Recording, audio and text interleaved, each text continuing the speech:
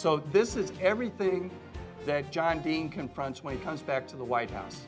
On that first Monday, he will meet with about 12 different people, everyone from Liddy, Colson, all the way up to John Mitchell, and various people in between. And he will be like a priest running around getting confessions.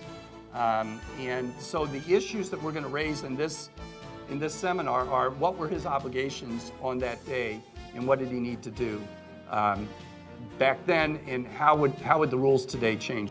The first thing we wanted to do in our first segment here is place you in the time, the context, so that we can talk about some of these ethical rules.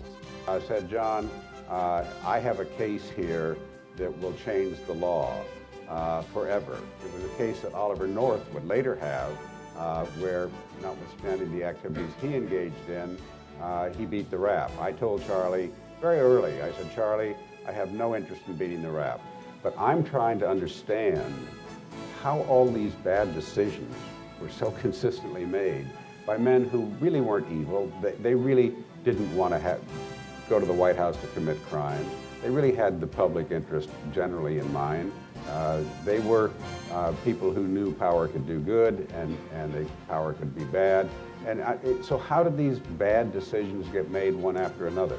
Don't have all the answers to that. You'll hear a few of them today, though. I began by telling the president that there was a cancer growing on the presidency, and if the cancer was not removed, the president himself would be killed by it. I took this document to Haldeman and Ehrlichman. John Ehrlichman's response was, there must be something very putrid in that water you're drinking out there in Old Town where you live.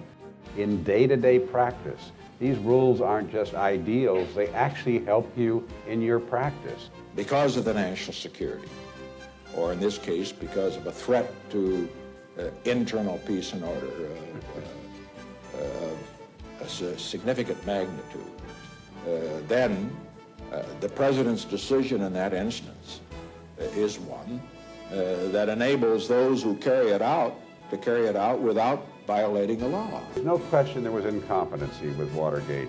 I raised very early, I had no criminal law experience.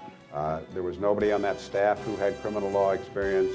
There was never a staff that needed it more. I never thought when you became counsel to the president, you needed that kind of experience. With the Nixon presidency, I realized it was essential you be a highly trained criminal lawyer. But when the President of the United States is giving you that assignment, you wouldn't be very likely to say, well, I represent the office, Mr. President, I don't represent you. Going along these floors in that scene, you'll remember from all the President's men with their flashlights and their guns drawn, he says, oh my goodness, I think we got a problem over here. Alerts them by walkie-talkie. Hunt and Liddy are over here. The last words that they will hear on the walkie-talkie is from Bernard Barker, they got us.